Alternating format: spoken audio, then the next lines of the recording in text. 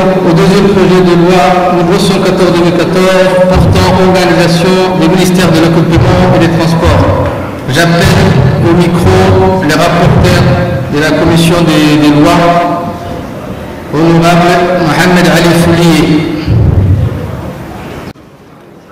Merci Monsieur le Président par intérim, Monsieur le Premier ministre, Mesdames et Messieurs les membres du gouvernement, chers collègues.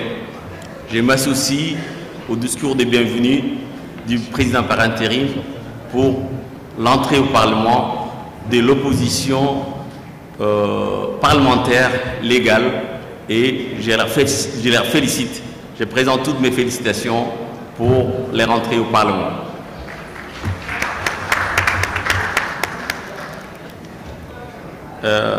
Sous la présidence de l'honorable Abdou Siki Dirié, la commission de la législation et de l'administration générale, élargie à la commission pour le développement social et la protection de l'environnement, s'est réunie le jeudi 4 décembre afin d'examiner les projets de loi portant organisation des ministères de l'équipement et des transports.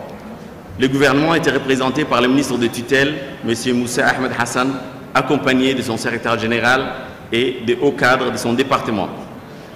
Après les salutations d'usage et la lecture de l'exposé du projet de loi, comme à l'accoutumée, le représentant du gouvernement a été invité à prendre la parole pour tracer les grandes lignes du projet de loi.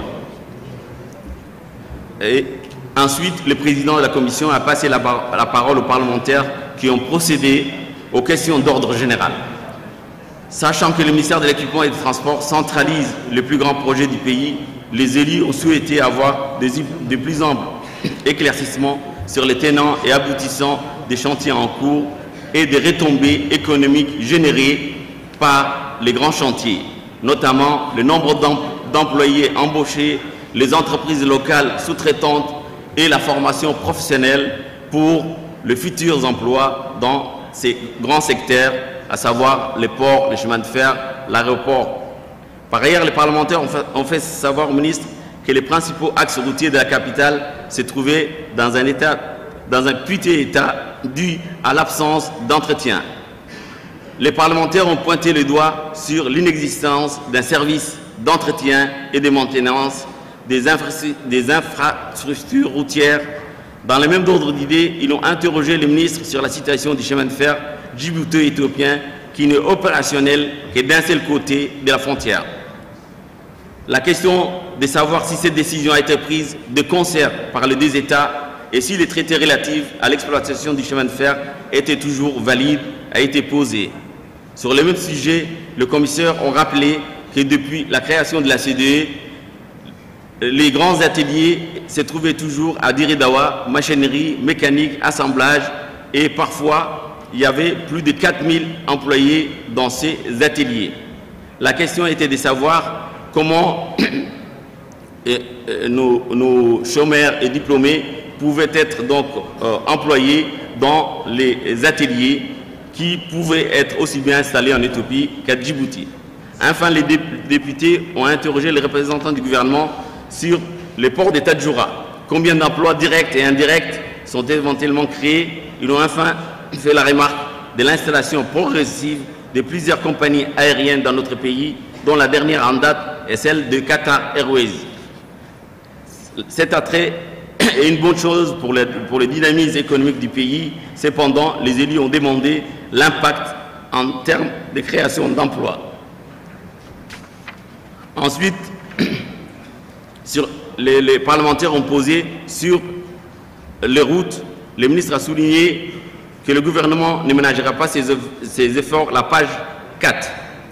Ces efforts pour relever les défis dans ces secteurs et la création d'une agence de route constituent une réponse adaptée et efficace à cette problématique. Il a reconnu que la voirie urbaine intérieure nécessite une amélioration et ceci passe par la mobilisation des moyens nécessaires qui seront mis à la disposition des services concernés.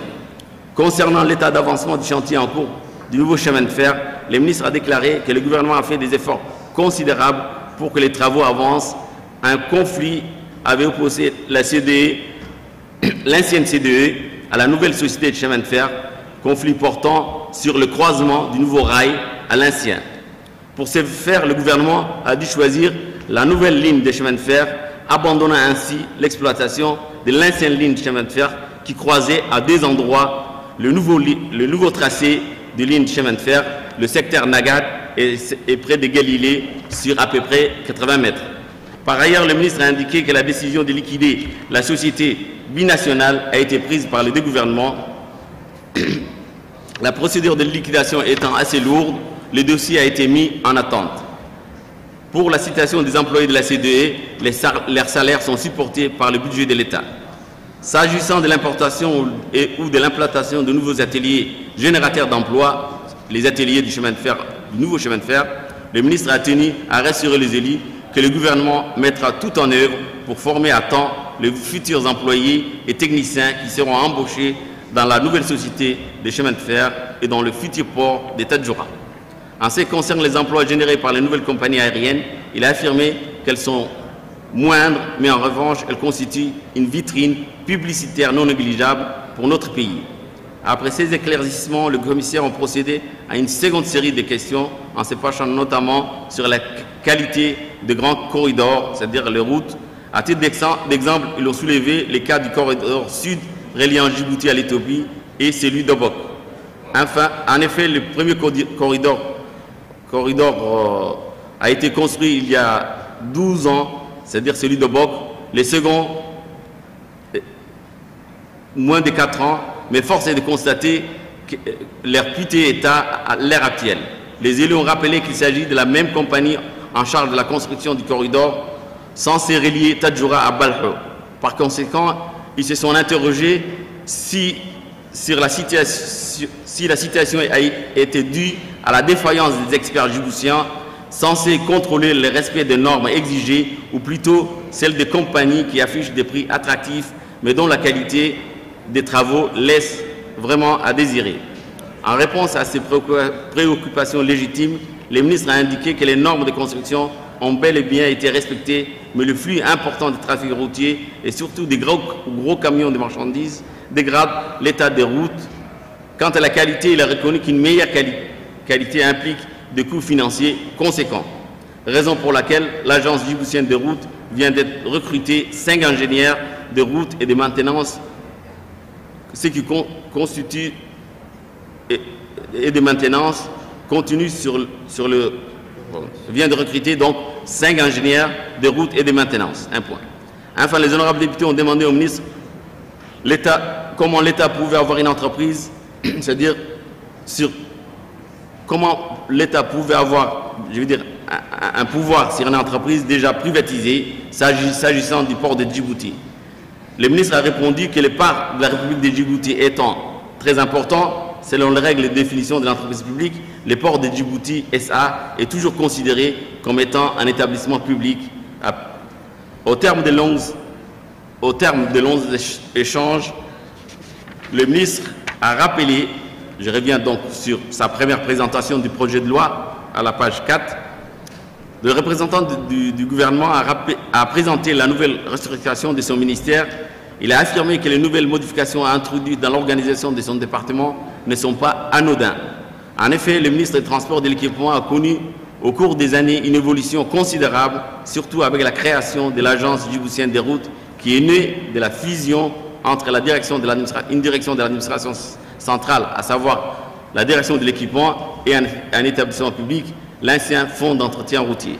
La nouveauté dans le nouvel organigramme a trait à la création d'une direction des transports et une direction des transports, une direction des statistiques, des études prospectives et des affaires juridiques. Pour la direction des transports, elle aura pour mission de travailler sur le nouveau développement et l'intégration de tous les modes de transport. Quant à la direction des statistiques et des études prospectives et des affaires juridiques, elles ont en charge la production des données de base, les analyses sur l'ensemble du secteur des transports. Enfin, le représentant du gouvernement a soutenu que ce nouveau changement permettra à son département de prendre efficacement en charge ses domaines de compétences. En outre, il a rappelé aux représentants du peuple que cette nouvelle organisation n'engendre aucune incidence financière sur le budget national, conformément aux directives gouvernementales de maîtriser les dépenses. Enfin, au terme des échanges, la Commission a procédé à l'examen du projet de loi. Outre la nécessité d'incorporer au niveau du visa du texte ci mentionné la référence de certaines normes juridiques antérieures et connexes, la rédaction de 3 dispositions a suscité l'attention particulière des commissaires. Le premier concerne le 4e tiré de l'article 10 qui institue à la charge de l'inspection générale une mission de vérification, entre autres, de l'efficacité de la gestion des activités des entreprises et des établissements publics rattachés au ministère des Transports. La disposition ainsi formulée a présenté l'objet d'un long débat sur les volets relatifs aux entités publiques. Elle semble en contradiction à un principe fondamental en matière de droit public et des affaires énoncé par la loi 2-1/98 4e législature portant sur la définition et la gestion des établissements publics. Ces principes confient la mission de vérification, de vérifier la gestion et l'efficacité des activités des organismes rattachés, principalement à l'appréciation du conseil d'administration de chaque établissement. Malgré un long débat sur la suppression ou le maintien du terme gestion, l'amendement n'a pas été retenu. Par la suite, l'article 11 a été abordé. La phrase liminaire évoquant le secrétaire général a pour mission d'informer le ministre sur le fonctionnement du service a été supprimée à cause de la portée quelque peu réductrice des missions afférentes à cette haute fonction. Par ailleurs, l'article 15, précisément dans sa seconde phase libellée comme suit, la direction administrative et financière est également chargée de traiter les questions juridiques et apporte dans ce domaine son concours aux autres directions du ministère, a fait l'objet d'une modification. Les parlementaires ont souligné l'existence au sein de l'organigramme du dit département ministériel d'une direction DAF appelée Direction des statistiques, des études prospectives et des affaires juridiques, dont un des services qui la compose a pour seul dessein la charge des questions juridiques. Dans un souci d'éviter tout conflit de compétences, cette partie de l'article 15 a subi un amendement de suppression. Enfin, l'article 4 a subi un amendement d'ajout à son dernier alinéa dans le but d'assurer au maximum la sécurité des gens de mer. Les commissaires ont ajouté la prévention, la protection contre les risques maritimes. Au terme de ces échanges, les commissaires ont approuvé, donc ont examiné donc cette question, ont délibéré et ont approuvé le projet de loi pour sa transmission en session plénière. Les amendements que j'ai déjà cités, je vais les rappeler. C'est l'article nouvel article 8. Le secrétaire général assume sous l'autorité du ministre l'animation et la coordination de l'ensemble des directions et des services. Amendement 2, c'est l'article 15. La direction administrative et financière est responsable de la gestion de l'ensemble des ressources humaines et financières du ministère et relève de sa compétence l'information du ministère, la mise en place et la gestion d'un système de documentation et des archives. Et enfin, l'article 34, où on a ajouté un troisième alinéa, la prévention, la protection contre les risques maritimes. Je vous remercie. Merci, honorable.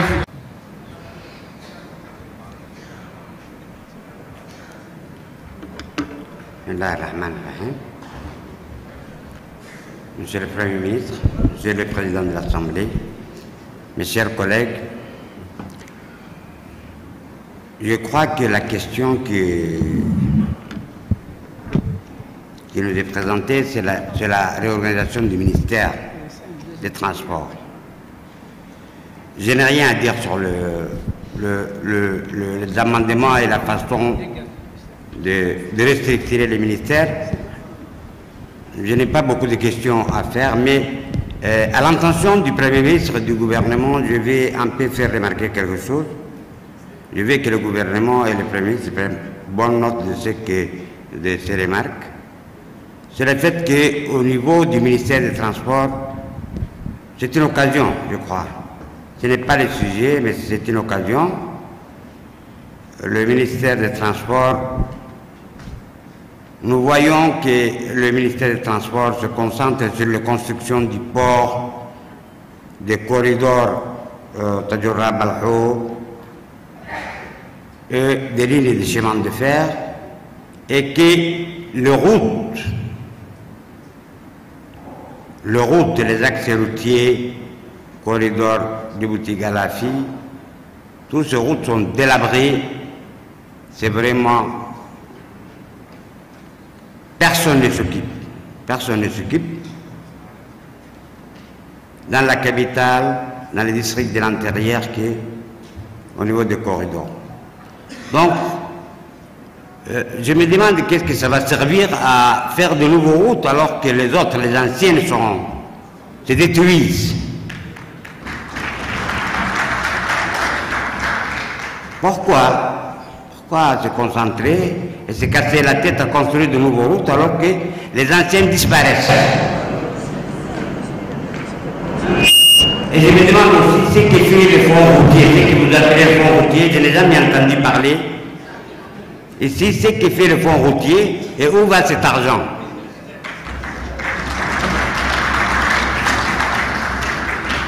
Depuis sa création, qu'est-ce que ce fonds a servi pour l'État et pour le pays?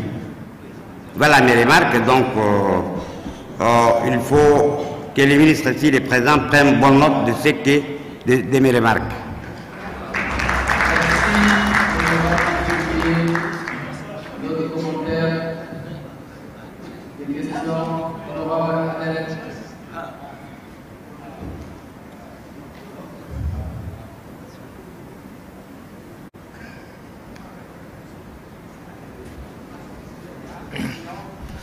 Monsieur le Président de l'Assemblée par intérim, Monsieur le Premier ministre, Messieurs et Mesdames les membres du gouvernement, chers honorables collègues, Assalamu alaikum wa rahmatullahi wa barakatuh.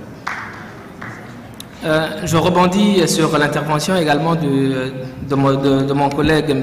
Ouré Kifla Ahmed et je fais remarquer que malgré l'investissement récent, en fait, le marché qui a été accordé à l'entreprise chinoise CCECC, il y a quelques mois, le corridor reste toujours impraticable, surtout sur le tronçon Dikil-Galafi. Et puis voilà, justement dans ce sens, mais puis également un autre point. Je voudrais également parler de la situation des transporteurs, surtout les transporteurs djiboutiens qui empruntent le corridor aussi, surtout le cas des chauffeurs, qui souvent sont, pas souvent, qui sont généralement maltraités sur tout le parcours de leur travail. Une fois en commission, on a discuté un tout petit peu de ça avec le ministre des Affaires étrangères, à qui nous avions demandé s'il était possible de trouver un consensus, en fait, une loi pour seulement les chauffeurs qui travaillent tantôt sur Djibouti, tantôt sur l'Éthiopie, et qui également, en fait, sont souvent maltraités, surtout les Djiboutiens, pour la langue, la compréhension de la langue, et également sur une lourdeur administrative éthiopienne. Donc, et puis le ministre également avait dit que c'est favorable, on pourrait en discuter, mais jusqu'à présent, en fait, on n'en voit rien. Donc, le ministère du Travail surtout, et le ministère également du Transport en charge de ce domaine, ont-ils également, jusqu'à présent, fait un geste dans ce sens? Qu'ont-ils en faire? Quand et comment? Merci. Merci. Une question? Honorable Abdallah.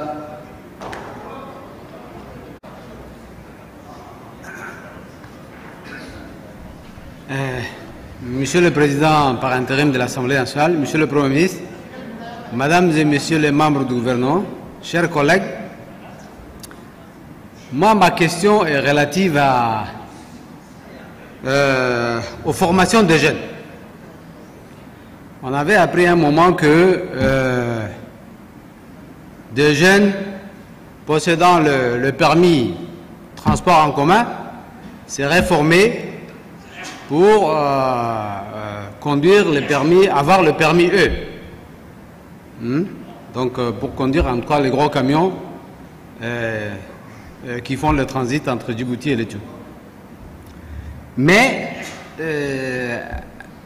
dernièrement, on apprend que il y a une partie qui est seulement concernée, une partie des jeunes qui seront seulement concernés dans un premier temps.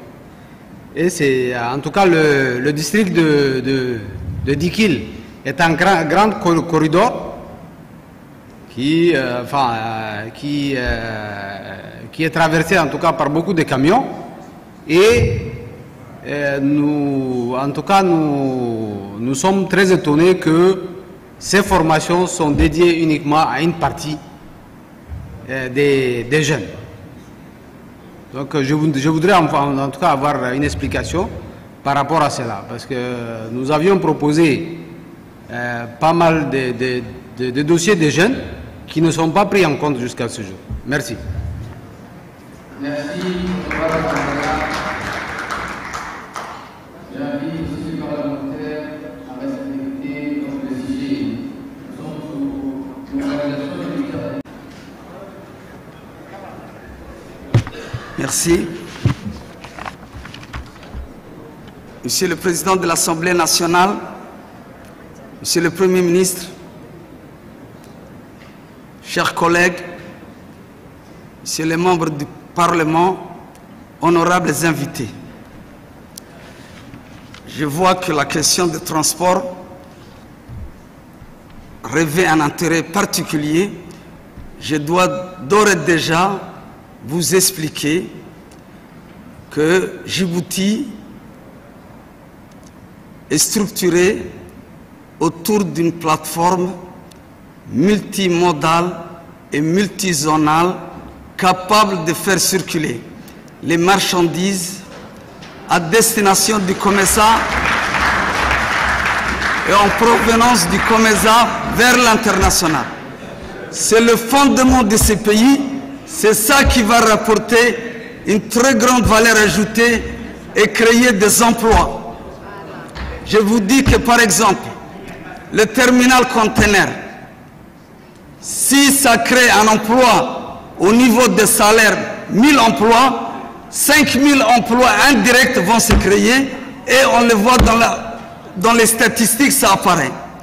Je voudrais dire que c'est incontournable ces méga projets, c'est la traduction sur le terrain de la vision structurée de l'avenir du président de la République, son Excellence Ismaël Omar Guelleh. Mais ceci ne veut pas dire qu'il faut minimiser les routes, la maintenance, le suivi et l'évaluation des routes nationales et régionales. Je dois vous dire que vous avez parlé du corridor sud. Ce corridor sud a été abîmé par les grands camions double remorque à gros essieux qui ont détérioré, et je crois maintenant, j'ai discuté avec le ministre des Transports dans une réunion restreinte qu'on a tenue au niveau du gouvernement, de ces infrastructures, le charge à l'essieu a fait l'objet d'une réforme et ils seront pris en considération et ils seront entièrement réparés en suivant les normes internationales. Quant à la formation professionnelle, je vais laisser la place au ministre de l'Éducation et de la formation professionnelle qui va vous répondre.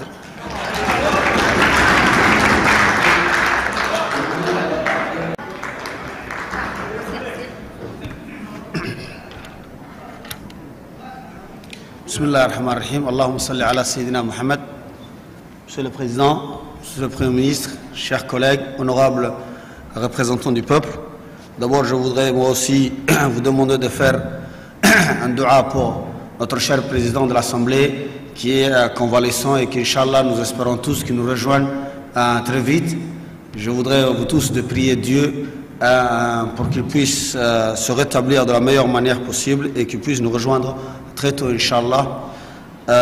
Dieu sait qui parmi vous, son dua peut être directement entendu à Sama. Donc il faudrait tous, vos confrères de l'opposition, ceux de l'UMP, tous unis aujourd'hui, c'est une première, donc vous tous, vous devez prier ensemble pour cela. Merci beaucoup.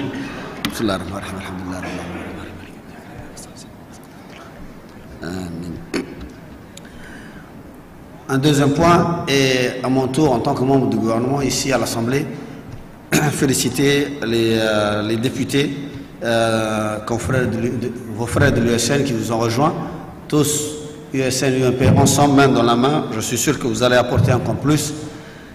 Pour ce qui est de la question de l'honorable Abdallah, ancien de l'éducation nationale et après devenu député, je voudrais lui dire que lorsque nous entamons une formation, nous ne faisons pas du régionalisme, nous ne découpons pas la République Djibouti en différents morceaux, mais nous voyons comme un ensemble et nous essayons de mettre tous dans le même panier.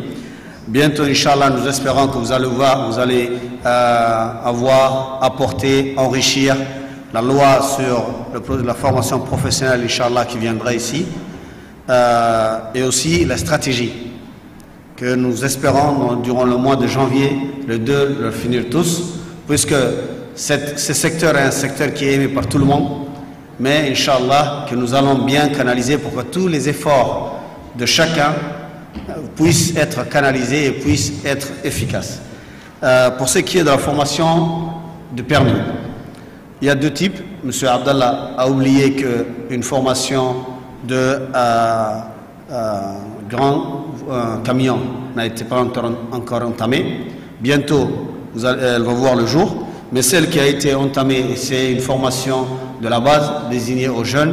Et c'était un projet qui a débuté en début 2013, dans lequel, qui a eu le jour maintenant, lorsque nous avons non seulement étudié tous les dossiers, même allé jusqu'au point où les CV, les dossiers, même judiciaires, des participants ont été vérifiés, et cela a pris du temps. C'est pour cela que vous avez vu récemment qu'une formation de 250 jeunes en matière de conduite, mais B, a été a commencé.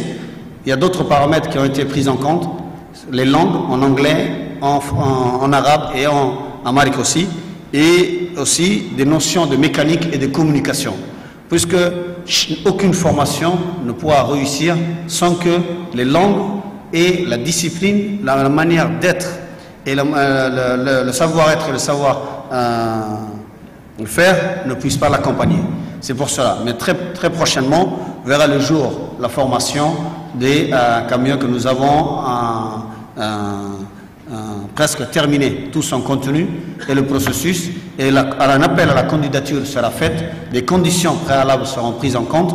Nous allons revoir après si un quota pourra se faire, mais à mon sens, lorsque nous parlons d'une candidature, de critères, il faudrait que ce soit des critères généraux pour tout le monde. Si nous disons, si je me dis que je suis issu de la région d'Arta et toutes les formations que je dois faire, je dois amener à Arta. L'autre me dit qu'il est de la région de Dikil, il doit amener à Dikil. On ne s'en sortira pas. Nous allons mettre des critères clairs. Aussi, nous allons inviter les autres départements à se joindre à nous aussi et aussi à participer à ce processus de sélection. Si vous êtes volontaire, on vous appellera aussi pour que vous participez au processus de sélection des dossiers. Il y aura d'autres formations aussi qui vont voir le jour, mais avec des critères. Exemple, il y a une formation qui se fera sur les agents de sécurité et qui sera une formation qui, à la fin, aura un certificat de formation professionnelle. Si je demande à X ou à Y d'amener, les conditions ne pourront pas être remplies, puisque nous demandons certaines conditions physiques, nous demandons, exemple, l'âge, nous demandons des critères de poids, de taille, ainsi de suite, même d'être non-brouteur pour ces formations, puisque ce sont des formations qui vont solliciter beaucoup d'énergie. Monsieur Abdallah, Excellence Monsieur Abdallah, nous ne pourrons pas nous en sortir avec cela. Essayons d'avoir une vision plus large, une vision globale des 23 000 km² et ne pas nous cerner sur une zone ou une autre. Nous allons mettre des critères qui vont satisfaire tout le monde. Je pense que M. Abdallah a bien compris. Il y aura, à votre connaissance aussi, il y aura plus cette année, plus de 2000. Nous tablons plus de 2000 personnes en matière de formation, hors formation initiale, c'est-à-dire la formation que les jeunes font au LIC ou dans les autres centres ne sont pas prises en compte. Ce sont des formations certifiantes qui vont être dirigées vers les élèves ou la partie de la jeunesse sans diplôme, la plupart du temps. Toutes ces formations vous sera communiquées expliquer, détailler pour que vous appréciez. Dans le cas contraire où vous avez aussi de nouvelles idées, nous les invitons que vous puissiez nous les transmettre. Merci beaucoup.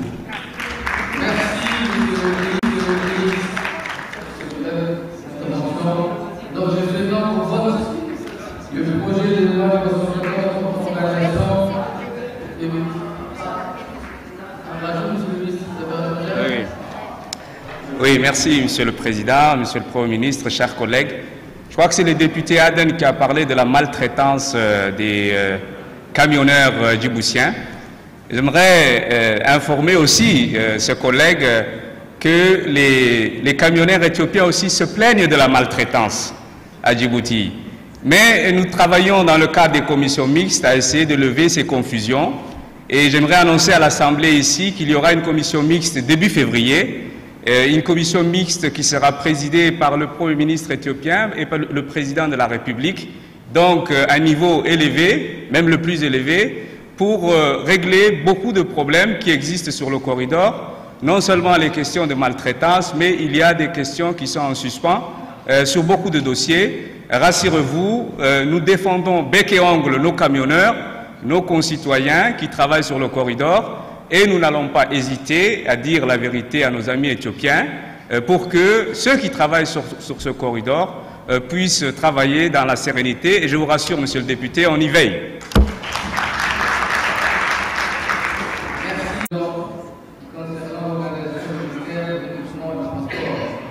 Monsieur le Président de l'Assemblée, Monsieur le Premier ministre, Madame et Monsieur les membres du gouvernement, chers collègues, ma question s'adresse au ministre de l'Habitat, de l'Urbanisme et du Logement et de l'Environnement. Monsieur le ministre, lors de votre exposé sur les objectifs de la Convention de Nagoya, vous aviez souligné que la ratification de cette convention permettrait à notre pays de mieux lutter contre la biopiraterie qui reste un phénomène négatif pour la préservation de la diversité biologique. Par contre, pour ce qui concerne la mise en œuvre de cet instrument, vous aviez mentionné que cela se fera dans le cadre du programme pour la protection de l'environnement 2020. Or, comme nous le savons, les dispositions d'une convention sont applicables dès sa ratification. Donc, pourquoi attendre en 2020, c'est-à-dire un intervalle de 5 années, pour lancer le processus de la mise en œuvre? Et si c'est le cas, comment comptez-vous mieux lutter contre la biopiraterie et les phénomènes associés durant cette période? Ma deuxième question, Monsieur le ministre, comme nous le savons, le lac Abbé fait face à une menace de disparition. Pourtant, jusqu'à ce jour, aucune évaluation concrète n'a été réalisée pour mesurer l'ampleur de ces phénomènes. De plus, selon certaines informations, il paraît que le financement du projet d'études concernant ces sites a été attribué par l'Union européenne à un cabinet de consultants éthiopiens. La véritable interrogation étant quelles sont devenues les compétences nationales, car nous avons des structures telles que le CERD qui compte à son sein un institut de recherche sur la science de la vie et de la terre, sans oublier le potentiel humain formé dans ce domaine disponible dans divers organismes de l'administration nationale. Merci.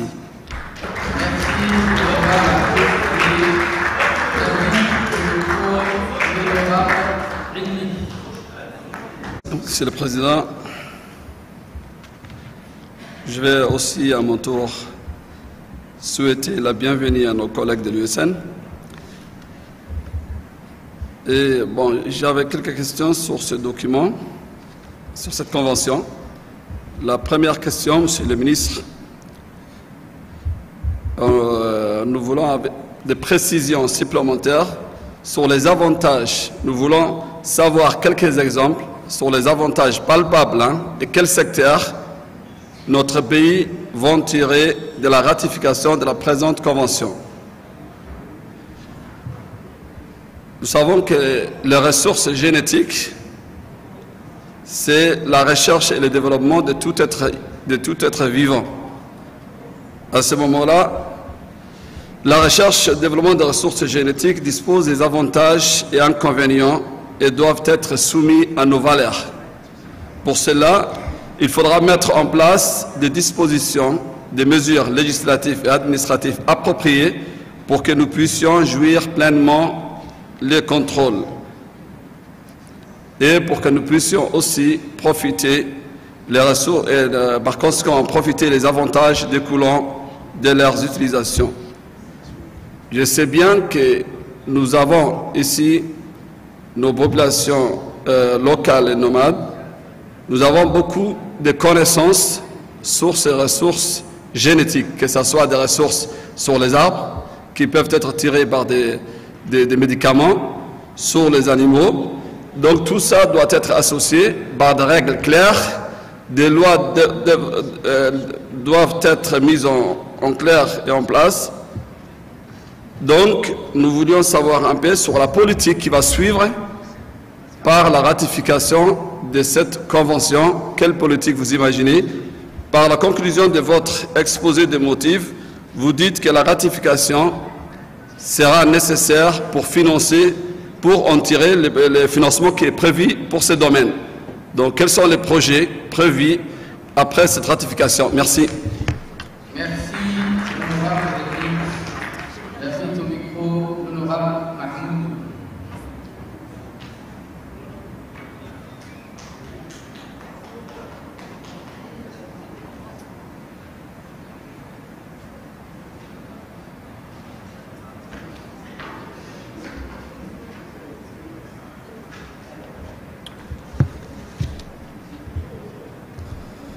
Salam alaikum wa rahmatullahi wa barakatuh. Monsieur le Président de l'Assemblée par intérim, Monsieur les membres du gouvernement, Mesdames et Messieurs les membres du gouvernement, chers collègues, il m'est agréable de féliciter les membres des députés de l'ISN qui sont rejoints à nous aujourd'hui. Et ma question concerne sur les chèvres qui vont bientôt être installés dans les différentes régions. Ce sont des chèvres qui sont génétiquement différents de nos chèvres que nous avons. Et c'est là, je demande comment ces chèvres et nos chèvres que nous avons eu toujours vont cohabiter. Et est-ce qu'il y a eu beaucoup d'études qui ont été faites dans leur environnement? Merci.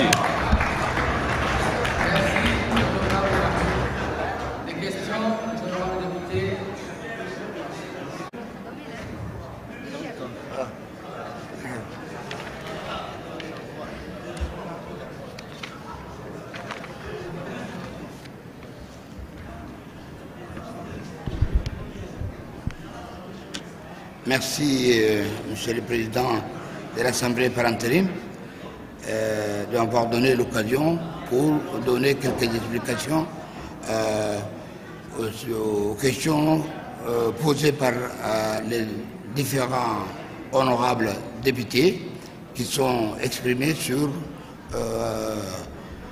la question.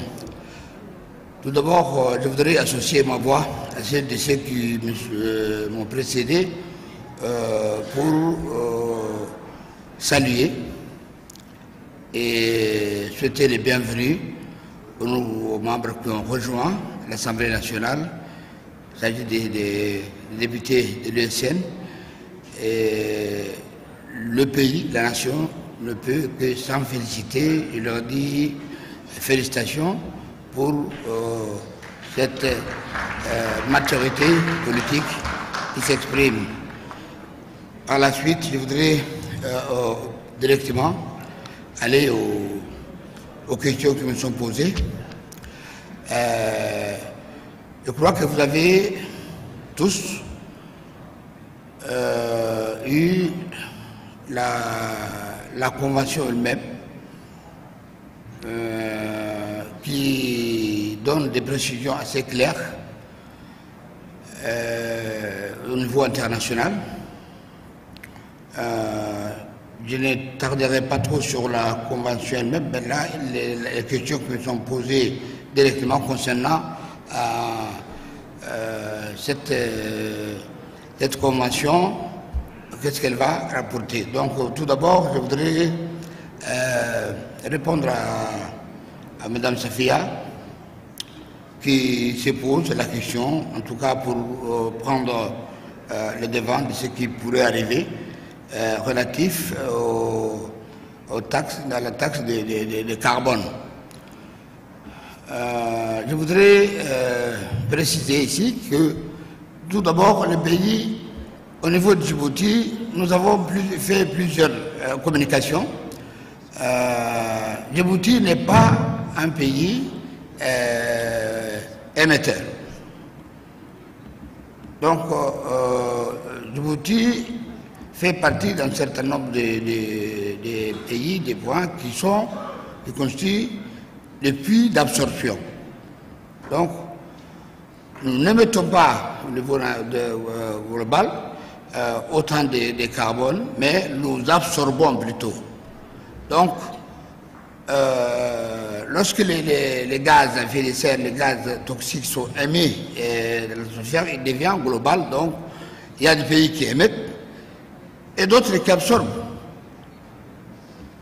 Donc, pour le moment, à ce niveau, il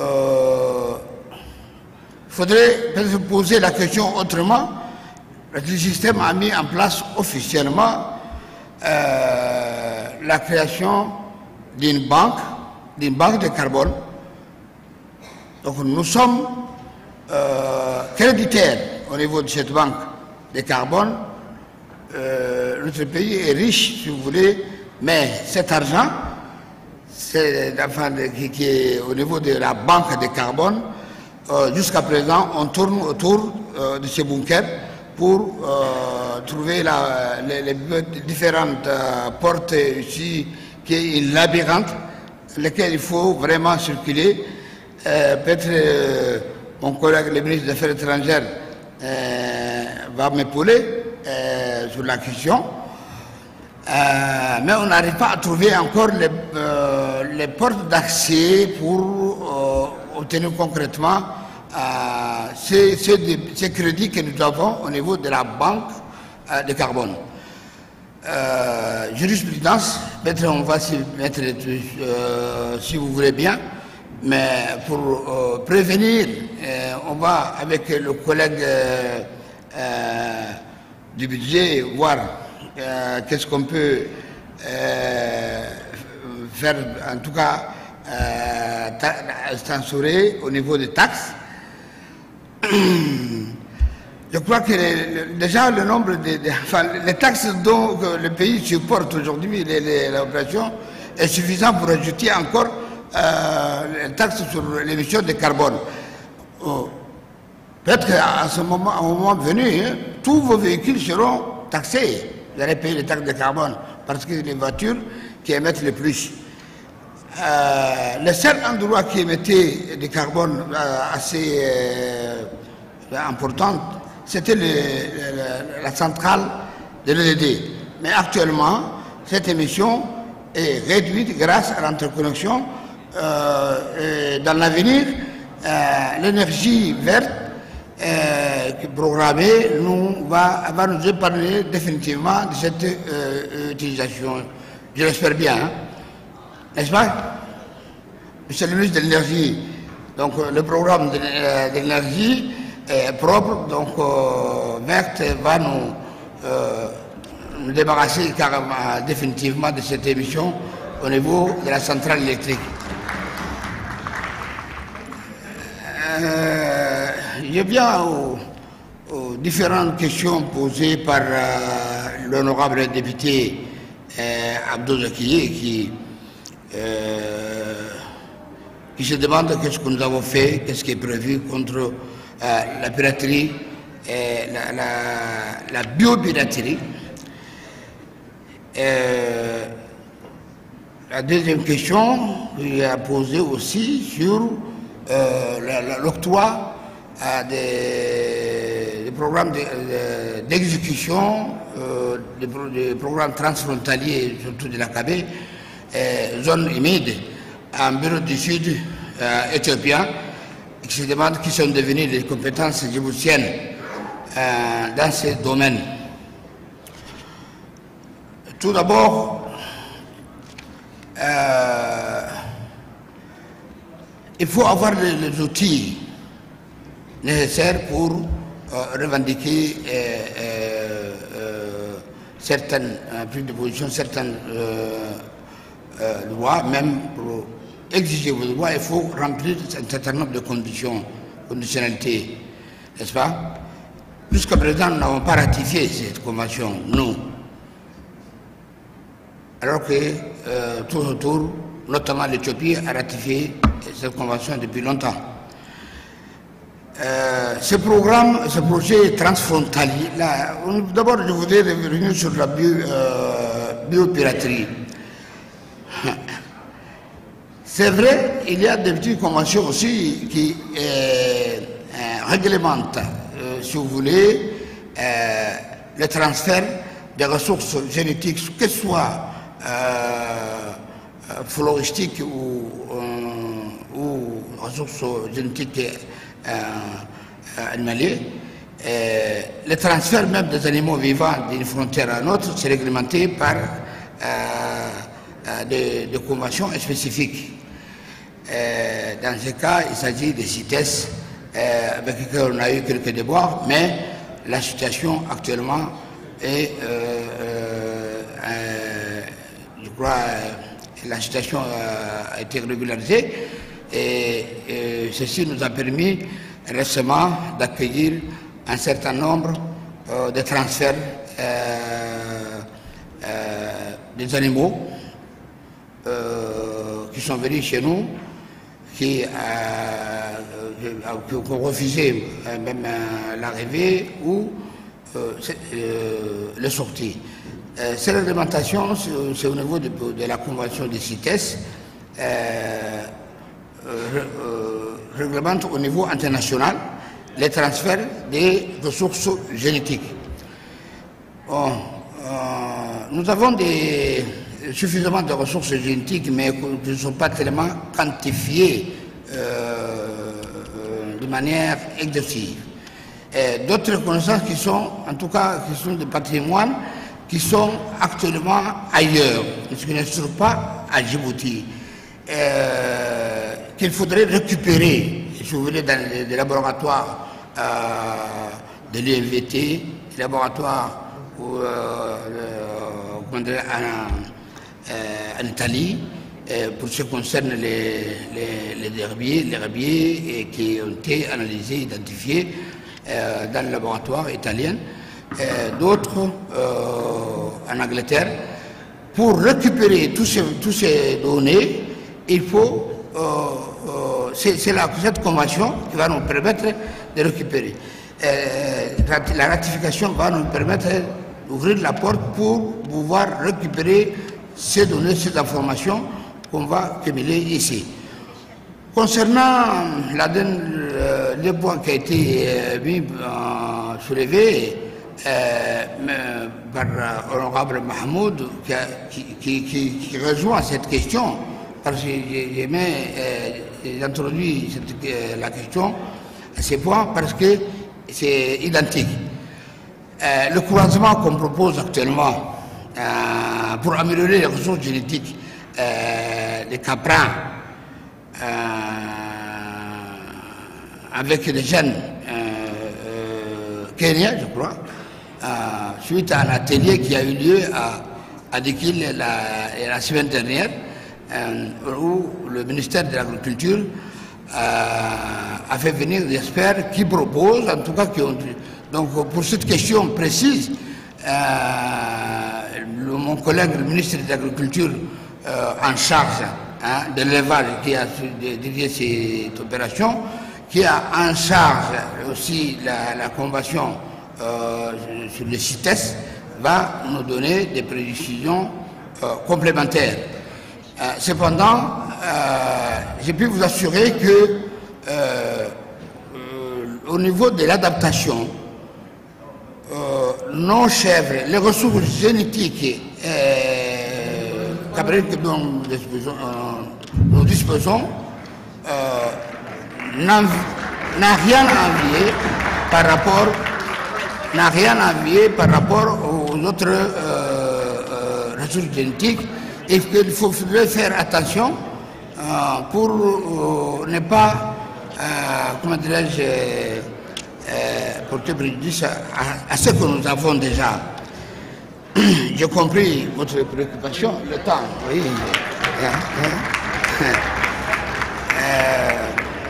Pour l'attribution de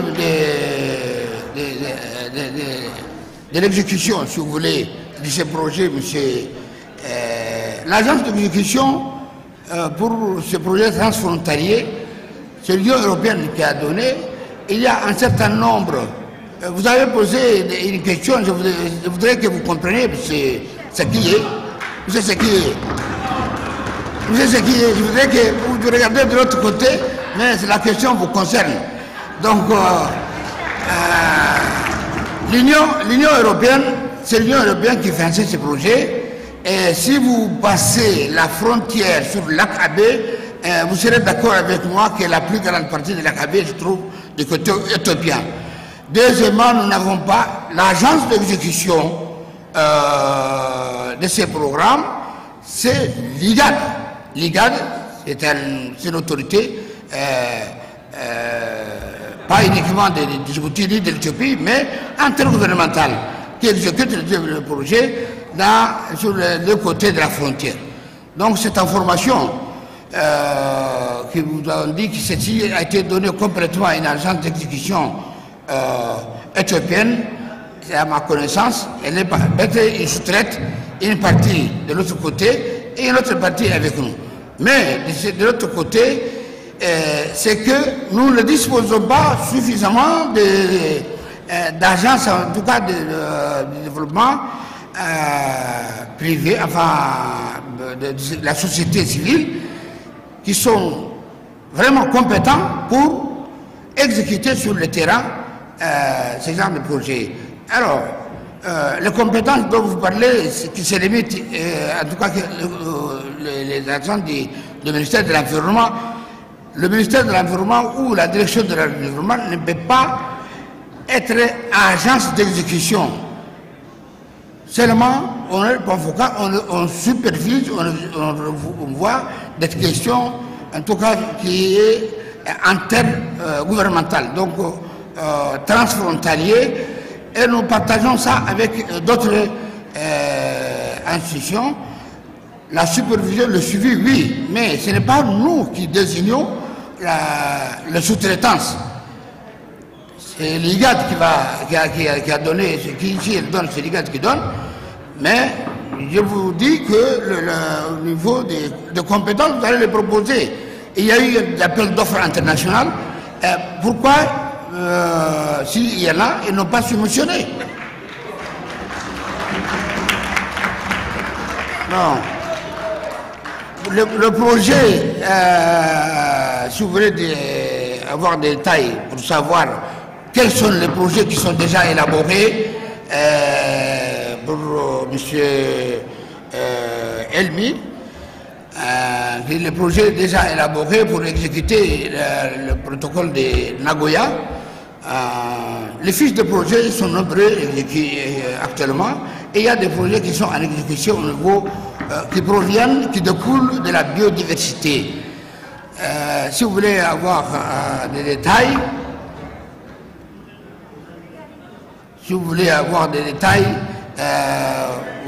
vous êtes les bienvenus à la direction de l'environnement. Je n'ai pas toute la liste en tête, si vous voulez, mais les projets sont nombreux. Il y a la biodiversité marine, les zones, les aires marines et les aires terrestres protégées. Je vous remercie de votre attention.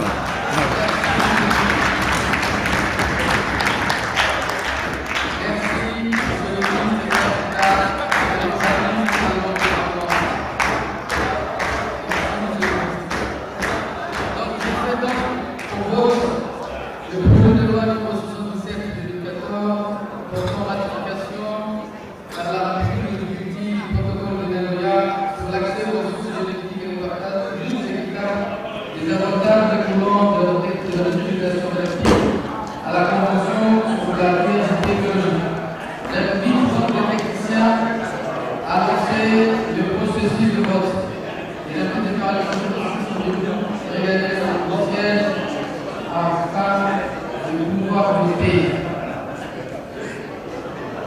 Vous avez 40 secondes.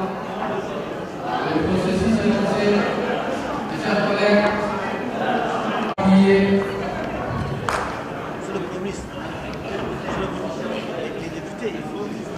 il vous reste 20 secondes. Non, à chaque fois, ils vont s'insulter. Non, il faut lui donner. Sinon, il faut chaque fois... Et 54 pour, 0 contre. Donc le projet de loi numéro 77/2014 portant ratification par la République de Djibouti du protocole de Nagoya sur l'accès aux ressources génétiques et le partage juste et équitable des avantages découlant de leur utilisation relatifs à la Convention sur la diversité biologique est adopté.